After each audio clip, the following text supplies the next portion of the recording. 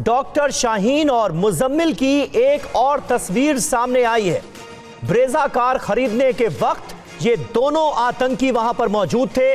तस्वीर आप देख सकते हैं, डॉक्टर मुजम्मिल और डॉक्टर शाहीन की ये तस्वीर उस वक्त की बताई जा रही है जब दोनों ब्रेजा कार खरीदने पहुंचे थे। 25 सितंबर को ये ब्रेजा कार खरीदी गई थी। शाहीन सईद के नाम पर ही ये कार खरीदी गई थी। 29 अक्टूबर को i20 कार खरीदी गई थी और जो ब्रेजा कार खरीदी गई वो 25 सितंबर को खरीदी गई और ये उसी दौरान की तस्वीरें यानी 25 सितंबर की तस्वीरें अब सामने आई हैं जिसमें मुजम्मिल और शाहीन दोनों नजर आ रहे हैं। जितेंद्र शर्मा हमारे सहयोगी हमारे साथ मौजूद हैं। जितेंद्र, मुझे लगता है ये पहली क्लियर पिक्चर है जिसमें मुजम्मिल के साथ शाहीन नजर आ रही है तस्वीरों में जब ये ब्रेजा कार खरीदने पहुंचे हैं। और इससे पहले मुजम्मिल और शाहीन का आपस में क्या कनेक्शन था उसकी तो पूरी डिटेल हासिल हो ही चुकी है। जी बिल्कुल, देखिए दोनों एक ही साथ अल-फलाह यूनिवर्सिटी में काम करते थे और इसके अलावा डॉक्टर मुजम्मिल और डॉक्टर शाहीन ये दोनों अक्सर साथ देखे जाते थे यूनिवर्सिटी में। और कहा यह भी जाता है कि जिस वक्त ये ब्रेजा कार लेकर आई थी शाहीन, उस वक्त मुजम्मिल उनके साथ मौजूद था। लेकिन अब ये तस्वीर इस बात की तस्दीक करती है कि ब्रेजा कार को खरीदने के लिए जब शाहीन गई थी तो मुजम्मिल के साथ वो पहुंची थी। उस वक्त फरीदाबाद में ये कार खरीदी गई और उसके बाद ये तस्वीर जो है अब जांच एजेंसियों के हाथ भी लग चुकी है जो दोनों के बीच की नजदीकियां, दोनों के बीच की दोस्ती को और पुख्ता कर रही हैं। जी, और जितेंद्र, ये दोनों ही तो गिरफ्तार किए जा चुके हैं। कुछ जानकारी मिल पाई है पूछताछ में इन्होंने क्या राज उगले हैं? दोनों को आमने सामने बिठाकर अब तक पूछताछ की गई है, नहीं की गई है? कोई जानकारी है इसे लेकर? जी बिल्कुल, देखिए डॉक्टर मुजम्मिल ने काफी कुछ जांच एजेंसी को बताया, लेकिन जो डॉक्टर शाहीन सईद है उनके बारे में जो सोर्सेज हमें हमारे बता रहे हैं कि दरअसल वो हाईली रेडिकलाइज्ड है। उससे कई सवालों के जवाब लेने की कोशिश जांच एजेंसी की तरफ से की गई, लेकिन वो कुछ भी बोलने को ज्यादा तैयार नहीं है। हालांकि कुछ बातें उसने बताई जरूर और काफी कुछ ऐसा था जो कि उसके मोबाइल से हासिल किया गया है, तो और उसको उससे वेरीफाई भी कराने की कोशिश की गई है। तो लिहाजा जांच एजेंसी कोशिश कर रही है कि इनसे ज्यादा उगलवाया जा सके, लेकिन हाईली रेडिकलाइज होने की वजह से डॉक्टर शाहीन तो कुछ जवाब ज्यादा नहीं दे पा रही है, लेकिन उनके मोबाइल से कई अहम सुराग और सबूत जांच एजेंसी के हाथ लगे इस मॉडल के बारे में। और डॉक्टर मुजम्मिल ने भी बाकायदा जो वानी की गिरफ्तारी हुई है वो उसी की निशानदेही पर हुई और उसके मोबाइल फोन से भी काफी डिटेल्स और काफी कॉन्टेक्ट नंबर जांच एजेंसी के हाथ लगे हैं जिन्हें आगे अभी वेरीफाई करना बाकी है। जी, शुक्रिया जितेंद्र आपका इस जानकारी के लिए।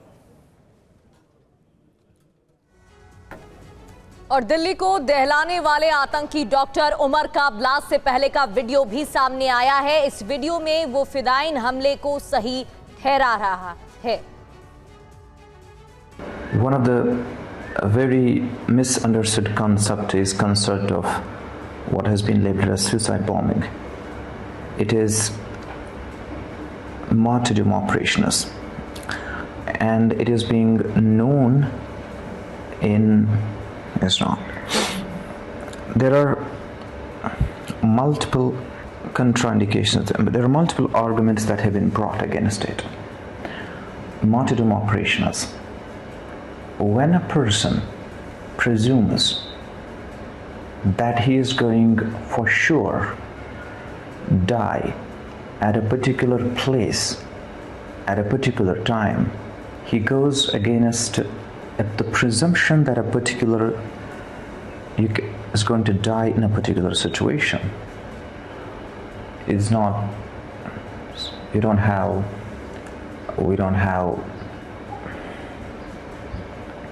situation. डॉक्टर उमर का ब्लास्ट से पहले का वीडियो डिकोड करने पर बड़ा पर्दाफाश हुआ है। फर्राटेदार अंग्रेजी में सुसाइड बॉम्बिंग की परिभाषा समझाना कोई सामान्य बात नहीं है। One of the very misunderstood concept is concept of आतंकवाद की वकालत अंग्रेजी में तकरीर। डॉक्टर उमर फर्राटेदार अंग्रेजी में सुसाइड बॉम्बिंग को जायज ठहरा रहा है। इस वीडियो में आतंकी उमर नबी अकेला है और कैमरे के सामने बैठकर वीडियो बना रहा है। इस वीडियो में आतंकी उमर कहता है कि सुसाइड बॉम्बिंग को ठीक से समझा नहीं गया। इस वीडियो को डिकोड करने पर कई बड़े संदेश और संकेत मिल रहे हैं। वीडियो में उमर ने क्या कहा समझिए। उसने कहा कि फिदाइन हमला शहादत के लिए ऑपरेशन है।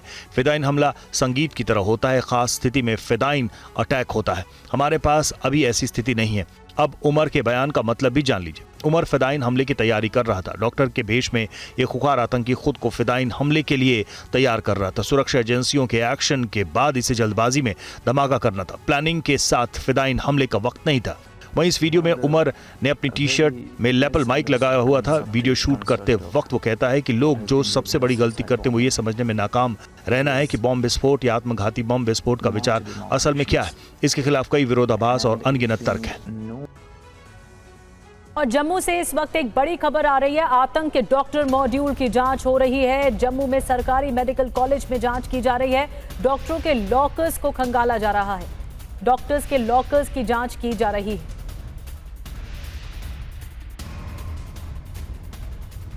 आप सबको ही पता है कि जैसे ऐसे पीछे अभी एक अनफॉर्चुनेट इंसिडेंट हुआ है, तो उसकी वजह से थोड़ा सा हमने एग्रेसिव चेकिंग शुरू की है। बाकी ये हमारा पहले ही हॉस्पिटल एडमिनिस्ट्रेशन का ये डोमेन रहता है। हम पहले से ही लाकर जिसको अलर्ट करते हैं, बाज़ाब्ता उसका नाम लिख के, कौन से डिपार्टमेंट में डेजिग्नेशन लिख के।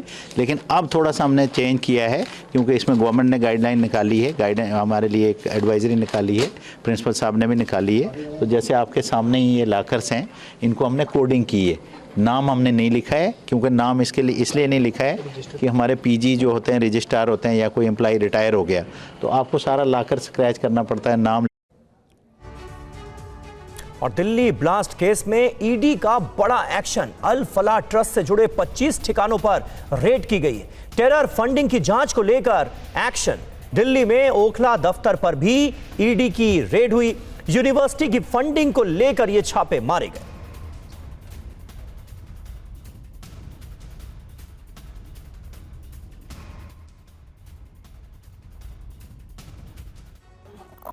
दिल्ली ब्लास्ट से जुड़े आतंकियों को पैसे कहां से मिले, अल फलाह ट्रस्ट और अल फलाह यूनिवर्सिटी का इसमें क्या रोल है? इन तमाम सवालों का जवाब जानने के लिए एनफोर्समेंट डायरेक्टोरेट की टीम ने अल फलाह यूनिवर्सिटी के दिल्ली में ओखला ऑफिस समेत दिल्ली और फरीदाबाद में 25 अलग अलग ठिकानों पर छापेमारी की। दिल्ली कार ब्लास्ट केस में शामिल डॉक्टर उमर समेत कई अभियुक्त इसी यूनिवर्सिटी से हैं, तो वहीं यूनिवर्सिटी को मिलने वाले फंड को लेकर भी तमाम सवाल उठ रहे हैं। अल फलाह ट्रस्ट से जुड़ी 9 संदिग्ध शेल कंपनीज ईडी के खास रडार पर हैं, जो सभी एक ही पते पर रजिस्टर्ड हैं। शुरुआती जांच में ऐसे कई तथ्य सामने आए जो शेल कंपनी की ओर इशारा करते हैं। इसके घोषित ऑफिस में ना कोई स्टाफ है और ना ही बिजली पानी का इस्तेमाल होता है। अलग अलग कंपनीज में एक ही मोबाइल नंबर और ईमेल, ईपीएफओ, ईएसआईसी में भी कोई रिकॉर्ड नहीं, जबकि कागजों में बड़ा कारोबार दिखाया गया। बैंक खातों से नाम मात्र का वेतन भुगतान, एचआर रिकॉर्ड लगभग नदारद। जांच एजेंसियों का मानना है कि ये सारे संकेत बताते हैं कि इन कंपनियों का असली उद्देश्य संदिग्ध लेन देन को छिपाना हो सकता है। दिल्ली ब्लास्ट केस की जांच के सिलसिले में ईडी का एक्शन जारी है। ओखला में अल फलाह यूनिवर्सिटी के हेड ऑफिस में जब रेड की जा रही थी तो हमारे संवाददाता पुनीत शर्मा वहां मौजूद थे। रिपोर्ट देखिए। ये तमाम जो आतंकी थे, मुजम्मिल, आदिल, शाहीन, शाहिदा और सबसे बड़ा आतंकी जिसने इस ब्लास्ट को अंजाम दिया, उमर, इन सभी को विदेशों से फंडिंग की जा रही थी और कहीं ना कहीं पाकिस्तान, टर्की और बांग्लादेश का भी नाम सामने आ रहा है। अमोनियम नाइट्रेट जो 3200 किलो खरीदा गया था, उसके लिए पैसे की फंडिंग की गई थी। शाहीन, शाहिदा के अलग अलग बैंकों में अकाउंट मिले हैं, जिनमें लखनऊ, कानपुर और दिल्ली के 2 अकाउंट शामिल है। तमाम चीजों की जांच की जा रही है और ऐसे में यूनिवर्सिटी को फंड कहां से मिलता था, क्योंकि चारों डॉक्टर इसी यूनिवर्सिटी के अंतर्गत उसमें काम कर रहे थे, उनकी सैलरी जाती थी। तो इस अल फलाह संस्थान को फंडिंग कहां से हो रही थी, पैसों का क्या क्या लेन देन है, क्या इस फंड का इस्तेमाल दिल्ली ब्लास्ट और दूसरे आतंकी गतिविधियों में किया गया, इन तमाम चीजों की जानकारी के लिए फिलहाल जो अलग अलग दस्तावेज हैं उनकी ईडी की टीम इस वक्त अल फलाह के हेडक्वार्टर जामिया नगर दिल्ली में रेड करे। ईडी की टीम अल फलाह यूनिवर्सिटी के कैंपस में भी पहुंची और छापेमारी की। देखिए हमारे संवाददाता विवेक शर्मा की ये रिपोर्ट। दिल्ली वाले ट्रस्ट ऑफिस के साथ साथ फरीदाबाद यूनिवर्सिटी के अलावा करीब 25 ठिकानों पर ईडी की रेड एक साथ चल रही है। इसमें कई अधिकारी वो भी शामिल हैं जो कि अल फलाह यूनिवर्सिटी से जुड़े हुए हैं या फिर वहाँ के संस्थान बताए जा रहे हैं। आपको बता दें कि अल फलाह यूनिवर्सिटी को लेकर लगातार ईडी की टीम जो है अब इस यूनिवर्सिटी के अंदर जाँच पड़ताल करती हुई नजर आ रही है। जो इलेक्ट्रॉनिक दस्तावेज हैं उनकी जाँच पड़ताल की जा रही है। दरअसल छापों के दौरान अधिकारियों ने ग्रुप से जुड़ी 9 संदिग्ध शेल कंपनियों की गतिविधियों आतंकियों को जांच के दायरे में लिया हुआ है, जो कि सभी एक ही पते पर रजिस्टर्ड बताई जा रही है। जांच के दौरान कई संदेह करने वाली बात सामने आई, जैसे कि घोषित ऑफिस में कोई भी स्टाफ नहीं मिला है और ना ही बिजली पानी का इस्तेमाल मिला है। तो काफ़ी संदेह जो है वो कहीं ना कहीं अल्फा यूनिवर्सिटी को लेकर ईडी के सामने निकल के सामने आया है। उसी के आधार पर जो है ईडी की टीम जाँच का दायरा बढ़ाती हुई नजर आ रही है। करीब 25 ठिकानों पर ये रेड जो है वो चल रही है। कई इलेक्ट्रॉनिक दस्तावेज जो है वो बरामद किए गए हैं। हर एक खाते की जांच पड़ताल की जा रही है। यूनिवर्सिटी कब बनी थी, कैसे फंड आता है, हर एक एंगल से ईडी की टीम जो है वो तफ्तीश करती हुई नजर आ रही है। दिल्ली ब्लास्ट की जांच में बड़ा पर्दाफाश हुआ है। एनआईए की गिरफ्त में आए आतंकी जसीर बिलाल वानी ने कबूल किया है कि वो ड्रोन और रॉकेट से हमला करना चाहता था।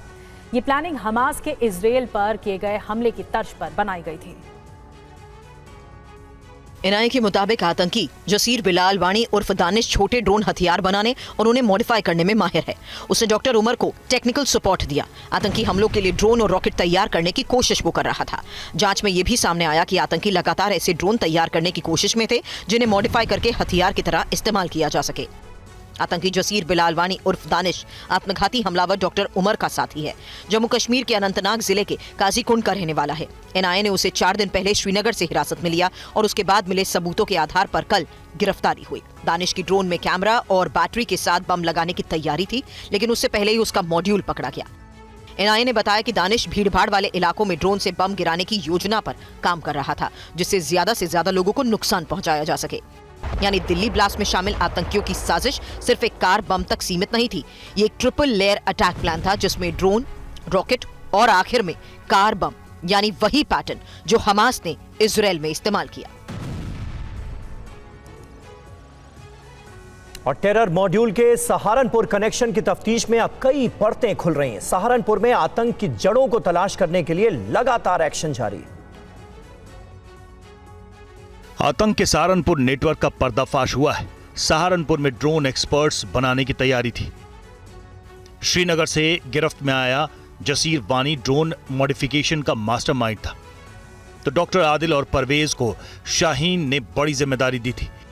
सहारनपुर में आतंकियों की भर्ती का सेंटर बनाने की तैयारी थी, तो टेरर ट्रेनिंग और कमांड सेंटर भी बनाने का प्लान था। सूत्रों ने बताया कि बड़े पैमाने पर आतंकियों की भर्ती और ट्रेनिंग की योजना बनाई गई थी। डॉक्टर आदिल ने ऐसे इलाके में फ्लैट लिया जो लो प्रोफाइल है और ज्यादातर छात्र भी इसी इलाके में रहते हैं। अब एटीएस की टीम सहारनपुर में आतंक की जड़ें तलाशने में लगी है। टेरर मॉड्यूल का सहारनपुर लिंक हैरान कर देने वाला है। आतंकी गतिविधियों में शामिल गाड़ियों की डिटेल जानने के लिए एटीएस की टीम ने आरटीओ का डेटा जुटाया। बड़ी बात यह है कि ट्रेस की गई गाड़ियों में ज्यादातर सहारनपुर में रजिस्टर्ड है। सूत्रों के मुताबिक दिल्ली विस्फोट के बाद जांच एजेंसियों ने ट्रेस कर अभी तक 32 गाड़ियां पकड़ी हैं। डॉक्टर परवेज के घर से बरामद की गई ऑल्टो कार भी सहारनपुर से खरीदी गई थी। दिल्ली में कार ब्लास्ट से पहले डॉक्टर उमर मोहम्मद का एक और वीडियो सामने आया है। इस वीडियो में उसकी कार आसफ अली रोड से गुजरती हुई नजर आई। आत्मघाती हमलावर डॉक्टर उमर की कार की ये सीसीटीवी तस्वीर दिल्ली के आसफ अली रोड की है। वो धमाके वाले दिन यानी 10 नवंबर को दोपहर 2:35 पर देखा गया था। देखिए, भारी ट्रैफिक के बीच उसकी कार धीरे धीरे बढ़ रही है। डॉक्टर उमर का आसफ अली रोड पर इससे पहले भी एक वीडियो सामने आया था। लाल किले के पास धमाका करने वाला आतंकी डॉक्टर उमर मोहम्मद आसफ अली रोड की सीसीटीवी फुटेज में देखा गया था। उसमें वो करीब 2:30 बजे के आसपास मस्जिद के पास दिखाई देता है, जिसमें वो पैदल ही सड़क पर चलता दिखाई दे रहा है। आसफ अली रोड पर लगे एक सीसीटीवी में जब वो दिखता है तो फैज इलाही मस्जिद के पास ही था। जांच में ये भी पता चला है कि धमाका करने से पहले उमर पुरानी दिल्ली की फैज इलाही मस्जिद गया था, जो रामलीला मैदान के कोने में तुर्कमान गेट के सामने है। उमर वहां करीब 10 मिनट से ज्यादा समय तक रुका था और मस्जिद के सीसीटीवी फुटेज में अंदर जाते और बाहर आते हुए साफ तौर पर दिखाई दिया। इसके बाद उमर की कार की ये अब नई तस्वीर सामने आई है। उमर की कार के यहां से निकलने के कुछ घंटे बाद ही लाल किले के पास विस्फोट हुआ था। कार उमर चला रहा था, जिसकी पुष्टि डीएनए परीक्षण से हो चुकी है। और बड़ी खबर है, उमर के फिदाइन हमले वाले वीडियो पर बड़ी खबर है। ये अल फलाह में उमर के वीडियो बनाने का शक है। मुजम्मिल शाहीन की गिरफ्तारी से पहले वीडियो बनाने का शक। उमर मुजम्मिल बिल्डिंग नंबर 17 में रहते थे और वीडियो के अंत में कैमरा खिड़की पर घुमाता है उमर।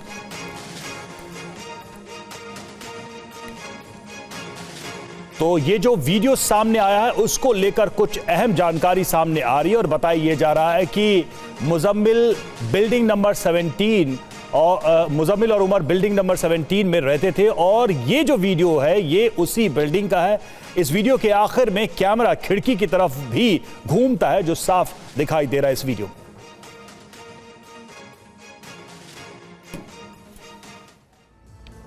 और इस बीच जम्मू कश्मीर के कटरा में भी सतर्कता बढ़ा दी गई है। पुलिस इस इलाके में आने वाली हर गाड़ी की चेकिंग कर रही है। गाड़ियों पर निगरानी के लिए कई जगह पर नाके लगा दिए गए हैं और सीसीटीवी के जरिए भी नजर रखी जा रही है। देखिए हमारे संवाददाता की ये रिपोर्ट। जम्मू कश्मीर की अगर बात करूं तो इस समय रेड अलर्ट पर है। वही अगर मैं इस समय कटरा की बात करूं तो आपको ये बता दूं कि कटरा में कटरा पुलिस के द्वारा विशेष नाके जो है वो अब लगा दिए गए हैं। सिक्योरिटी की भी अगर बात करूं तो सिक्योरिटी के पुख्ता इंतजाम किए गए हैं। साथ ही साथ चेकिंग का जो दायरा है वो कटरा में अब बढ़ा दिया गया है, यानी कि विशेष नाका यहाँ पर लगाया गया है और कटरा में आने वाली तमाम गाड़ियां जो है उनकी जांच की जा रही है, चाहे वो जम्मू कश्मीर की गाड़ियां हो या अन्य राज्य से आई हुई गाड़ियों की अगर मैं बात करूं तो ये गाड़ी जो है ये दिल्ली नंबर की गाड़ी को भी यहाँ पर रोका गया था पुलिस के द्वारा, इसकी भी यहाँ पर जांच की गई। साथ ही साथ और देखिए श्रीनगर से गिरफ्तार जसीर की अटेंडेंस शीट दरअसल सामने आ गई है। कश्मीर यूनिवर्सिटी में जसीर की अटेंडेंस शीट सामने आई है। थोड़ी देर में कोर्ट में जसीर को पेश किया जाएगा। डॉक्टर उमर का ये सहयोगी बताया जा रहा है और जसीर को हिरासत में लिया गया है, गिरफ्तार किया गया है। जसीर वानी की तस्वीर भी हम आपको दिखा रहे हैं। थोड़ी देर में कोर्ट में इसकी पेशी होनी है और कश्मीर यूनिवर्सिटी में ये देखिए, कश्मीर यूनिवर्सिटी में जसीर की जो अटेंडेंस शीट थी वो भी सामने आ गई।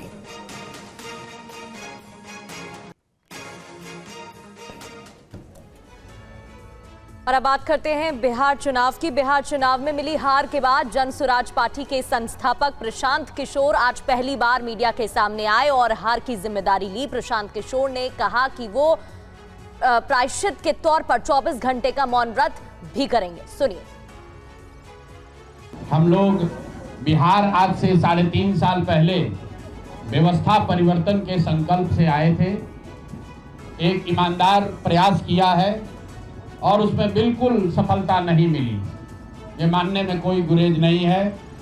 व्यवस्था परिवर्तन के जिस अभियान को लेकर चले थे, व्यवस्था परिवर्तन की बात तो छोड़िए, सत्ता परिवर्तन भी हम लोग नहीं करा सके, लेकिन बिहार की राजनीति को बदलने में जरूर थोड़ी बहुत भूमिका हम लोगों की बनी है।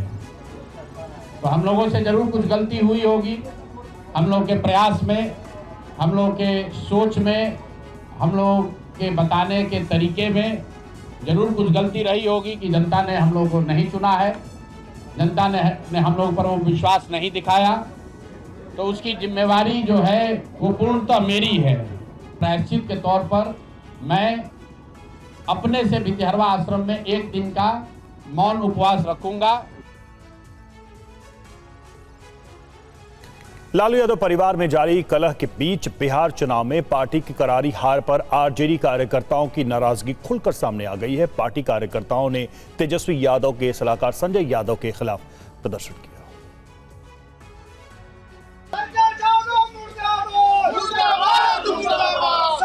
विरोध प्रदर्शन की ये तस्वीरें पटना में लालू यादव के आवास के बाहर की है, जहां बड़ी संख्या में पार्टी के नाराज आरजेडी कार्यकर्ता जमा हुए और पार्टी में बढ़ती गुटबाजी, टिकट बंटवारे के खिलाफ विरोध प्रदर्शन किया।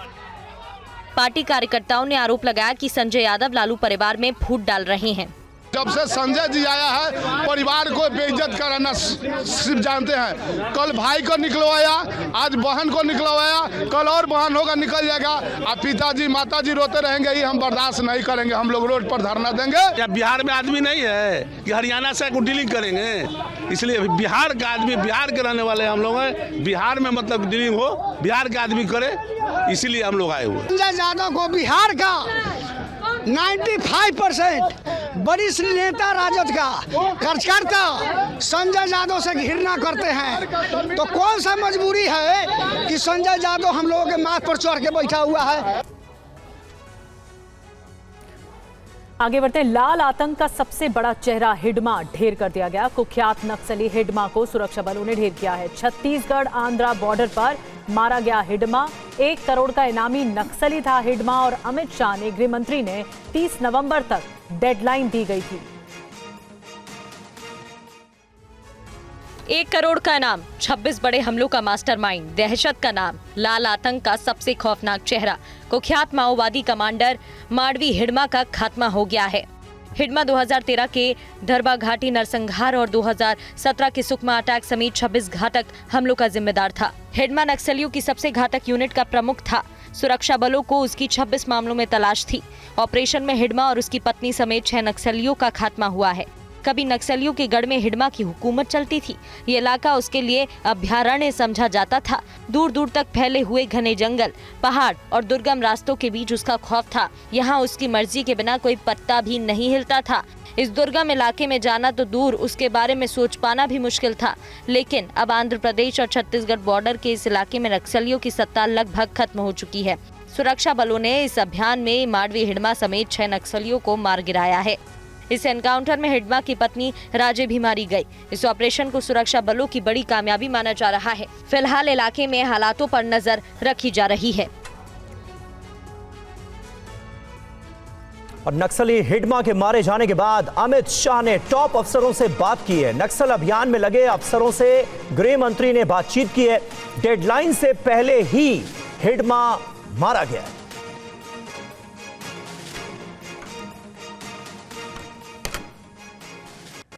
तो देखिए, ये बड़ा ऑपरेशन जिसमें 1 करोड़ के इनामी नक्सली हिडमा का खात्मा कर दिया गया है। और खास बात यह है कि गृह मंत्री अमित शाह ने हिडमा के खात्मे की बाकायदा डेडलाइन दी थी और डेडलाइन खत्म होने से पहले ही हिडमा को मार गिराया गया है। अब आपको लाल आतंक के खिलाफ अमित शाह के संकल्प के बारे में डिटेल से बताते हैं। हिडमा के खात्मे के लिए खुद गृह मंत्री ने 30 नवंबर तक का वक्त दिया था, लेकिन 12 दिन पहले ही सुरक्षा एजेंसियों ने हिडमा को मार गिराया। इस डेडलाइन के खत्म होने के 12 दिन पहले। आपको बता दें कि देश में नक्सलवाद के अंत की डेडलाइन 31 मार्च 2026 दी गई। और बात यूपी की। यूपी के रायबरेली में एक सड़क हादसे में 2 की मौत हो गई, जबकि 4 अन्य लोग गंभीर रूप से घायल बताए जा रहे हैं। हादसा 2 बाइक के बीच टक्कर से हुआ। टक्कर के बाद बाइक सवार सड़क से गुजर रहे डंपर की चपेट में आ गए। घटना का सीसीटीवी फुटेज भी सामने आया, जिसमें देखा जा सकता है कि 2 बाइक की टक्कर हुई। उसके बाद बाइक सवार डंपर के नीचे आ गया, जिसमें पिता और बेटे की मौत हो गई, जबकि दूसरी बाइक पर सवार 2 युवक भी गंभीर रूप से घायल हो गए। हादसे की तस्वीरें पास के पेट्रोल पंप पर लगे सीसीटीवी में रिकॉर्ड हुई। हादसे के बाद डंपर चालक मौके से फरार हो गया। मृतकों की पहचान आशिक अली और उनके पुत्र असलम के रूप में हुई है, जो मोटरसाइकिल पर सवार थे। इसी मोटरसाइकिल पर सवार आशिक अली की पत्नी और पुत्री भी गंभीर रूप से घायल हुए। दूसरी मोटरसाइकिल पर सवार नीरज और राजकुमार भी दुर्घटना में गंभीर रूप से घायल हुए हैं। स्थानीय लोगों की सूचना पर पुलिस तुरंत मौके पर पहुंची। पुलिस ने शवों को कब्जे में लेकर पोस्टमार्टम के लिए भेजा। घायलों को तत्काल दलमऊ सामुदायिक स्वास्थ्य केंद्र पहुंचाया गया, जहां उनकी गंभीर हालत को देखते हुए उन्हें जिला अस्पताल रेफर किया गया। वहीं सीसीटीवी फुटेज के आधार पर डंपर चालक की पहचान भी की जा रही है।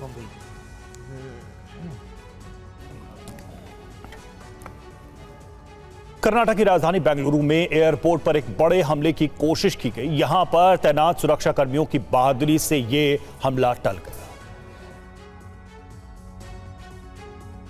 एक संदिग्ध व्यक्ति हाथों में चाकू लेकर एयरपोर्ट के अंदर घुसने की कोशिश करता दिखा। इसकी हरकतों को देखकर एयरपोर्ट पर मौजूद सीआईएसएफ के सुरक्षा जवानों ने उसे कुछ देर में धर दबोचा। घटना का सीसीटीवी फुटेज सामने आया। तस्वीरें देखिए कैसे इस शख्स ने हमले की कोशिश की। ये भी साफ नजर आ रहा है कि एक संदिग्ध चाकू लेकर सुरक्षा कर्मियों को चकमा देने की कोशिश में था। एयरपोर्ट की ओर वो बढ़ता दिखा। यहाँ पर लगी बैरिकेडिंग को पार करके वो एयरपोर्ट के अंदर घुसने की नाकाम कोशिश कर रहा है। वो टर्मिनल 1 की लेन के पास चाकू के साथ 2 टैक्सी चालकों की ओर दौड़ता हुआ नजर आया।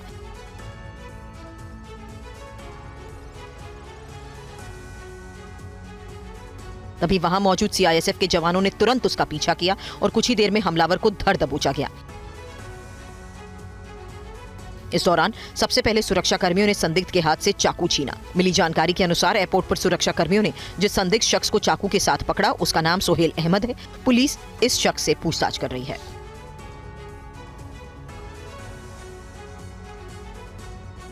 उत्तर प्रदेश के मेरठ का एक वीडियो काफी तेजी से वायरल हो रहा है। वायरल वीडियो में कुछ लोगों ने बाइक सवार 3 लोगों पर हमला कर दिया।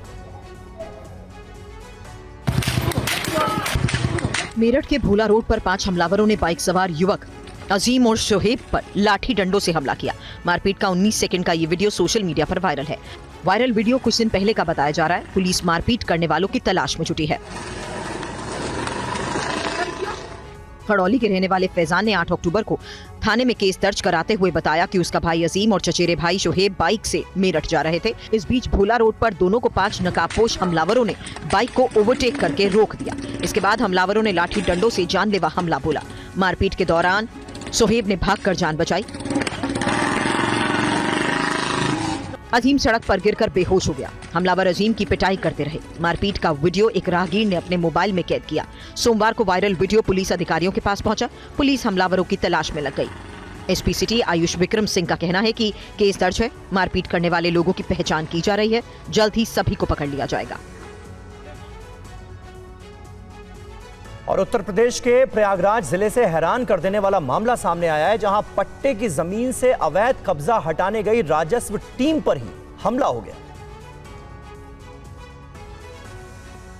आक्रोशित भीड़ ने राजस्व टीम पर पथराव कर दिया। हमले में नायब तहसीलदार राजेश शुक्ला घायल हो गए। इस दौरान एक मकान और झोपड़ी में किसी अज्ञात व्यक्ति ने आग लगा दी। मौके पर अफरा तफरी मच गई। घटना गंगानगर जोन के बहरिया थाना इलाके के करनाईपुर गांव की है।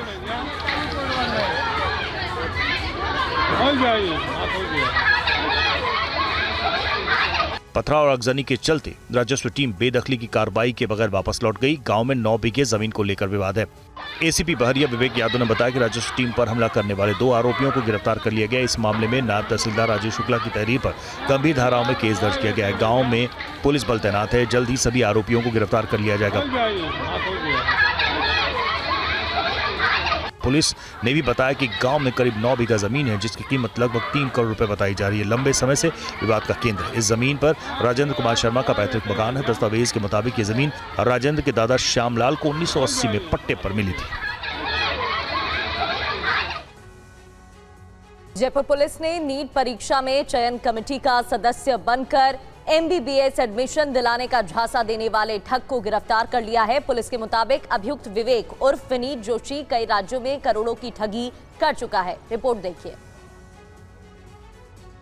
अभियुक्त लंबे समय से खुद को नीट चयन समिति का सदस्य बताकर छात्रों के अभिभावकों को विश्वास में लेता और मोटी रकम ऐंठता था। पुलिस इस मामले की लंबे समय से जांच कर रही थी। दरअसल 7 जून 2023 को जयपुर के श्याम नगर के रहने वाले महेश चंद्र अग्रवाल ने रिपोर्ट दर्ज करवाई थी कि उनकी बेटी खुशी अग्रवाल ने नीट परीक्षा दी थी, जिसके बाद मोबाइल पर नंबर पर संदेश आया जिसमें व्यक्ति ने खुद को विनीत जोशी बताया और कहा कि वो नीट चयन कमेटी का सदस्य है। वो बच्ची का MBBS में NRI कोटे के तहत एडमिशन करा देगा। अभियुक्त ने सीट रिजर्व करने के नाम पर पहले 50,000 और बाद में 5,50,000 की राशि ली।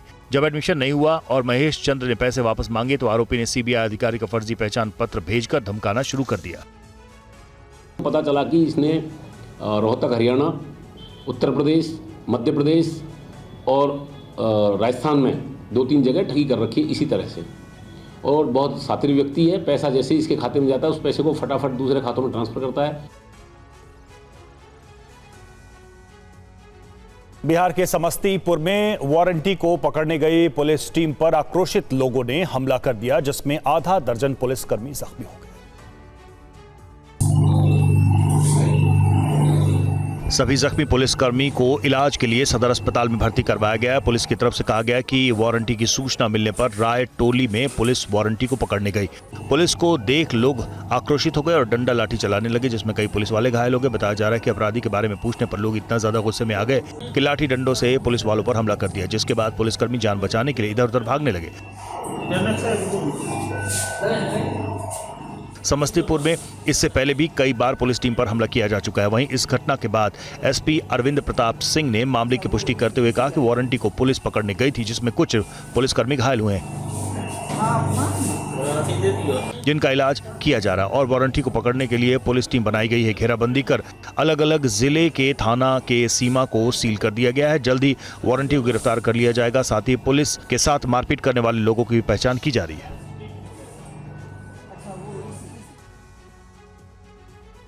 अमृतसर में आज दिन दहाड़े की गई कई राउंड फायरिंग, जिसमें एक शख्स की जान चली गई। मामला क्या है, आपको दिखाते हैं।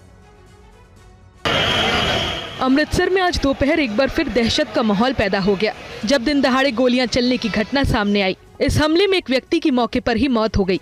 शहर में लगातार हो रही ऐसी घटनाओं ने लोगों की सुरक्षा को लेकर गंभीर सवाल खड़े कर दिए हैं। जानकारी के मुताबिक अमृतसर में आज पंजाब के मुख्यमंत्री भगवंत मान, राज्यपाल गुलाब चंद कटारिया और एक केंद्रीय मंत्री गुरु नानक देव विश्वविद्यालय के एक महत्वपूर्ण कार्यक्रम में शामिल होने के लिए पहुंच रहे हैं, जिसे देखते हुए शहर में सुरक्षा पहले से ही कड़ी कर दी गई थी।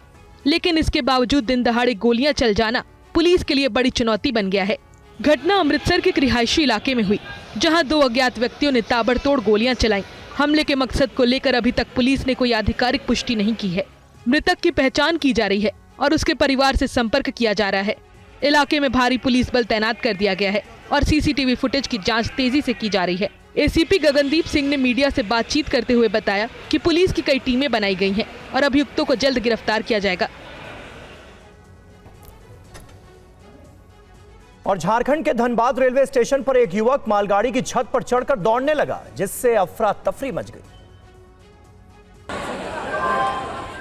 धनबाद स्टेशन पर युवक का उत्पात, मालगाड़ी के कंटेनर पर चढ़कर हाई वोल्टेज ड्रामा, कंटेनर पर खड़े होकर खुदकुशी करने की धमकी। धनबाद रेलवे स्टेशन के प्लेटफॉर्म नंबर 2 पर हर किसी की सांसें थम सी गई जब एक युवक अचानक कंटेनर मालगाड़ी की छत पर दौड़ने लगा। ध्यान से देखिए, ऊपर ओवरहेड हाई टेंशन तारों के बीच युवक खड़ा है। उसका एक गलत कदम उसे पल भर में मौत के मुंह में धकेल सकता है। वो कभी इशारे कर रहा है, कभी चिल्ला रहा है। नीचे खड़े लोग उतरने की बार बार गुहार लगा रहे हैं, लेकिन ये शख्स मानो अपनी ही किसी दुनिया में खोया हो। उसे किसी की आवाज़ सुनाई नहीं दे रही है। सूचना मिलने पर मौके पर पहुंची रेल कर्मियों की टीम ने बिजली सप्लाई कटवाई और युवक को नीचे उतारने में जुट गई। पूरा मंजर किसी फिल्मी सीन जैसा था। युवक को जब सुरक्षित जमीन पर उतार लिया गया तो मौजूद सभी लोगों ने राहत की सांस ली। अब रेलवे पुलिस इस शख्स को हिरासत में लेकर पूछताछ कर रही है। राजस्थान के पाली में एक घर के सामने खड़ी कार में अचानक आग लग गई। इससे अफरा तफरी का माहौल पैदा हो गया। देखिए, कार में आग लगने के बाद आग की लपटें ऊपर तक उठने लगी। चारों ओर धुएं का गुब्बार फैल गया। तभी कार की टंकी तक आग के पहुंचते ही अचानक जोरदार धमाका हुआ और कार की टंकी फट गई। आग की लपटें इतनी तेजी से फैली कि चीख पुकार मच गई। आसपास अफरा तफरी का माहौल हो गया। घटना राजस्थान के पाली जिले के मारवाड़ जंक्शन तहसील के बारसा गांव की है, जहां घर के बाहर खड़ी कार आग का गोला बन गई। जगमोहन मंदिर से कुछ ही दूरी पर हुई इस घटना ने पूरे गांव को दहला दिया। कार मालिक कुछ ही देर पहले लौटे थे और घर के बाहर गाड़ी खड़ी कर भोजन करने लग गए थे। अचानक कार से धुआं निकलना शुरू हुआ और पलक झपकते ही आग की भीषण लपटों ने कार को अपनी चपेट में ले लिया। ग्रामीणों की सूचना पर पुलिस मौके पर पहुंची और कड़ी मशक्कत के बाद आग पर काबू पाया गया।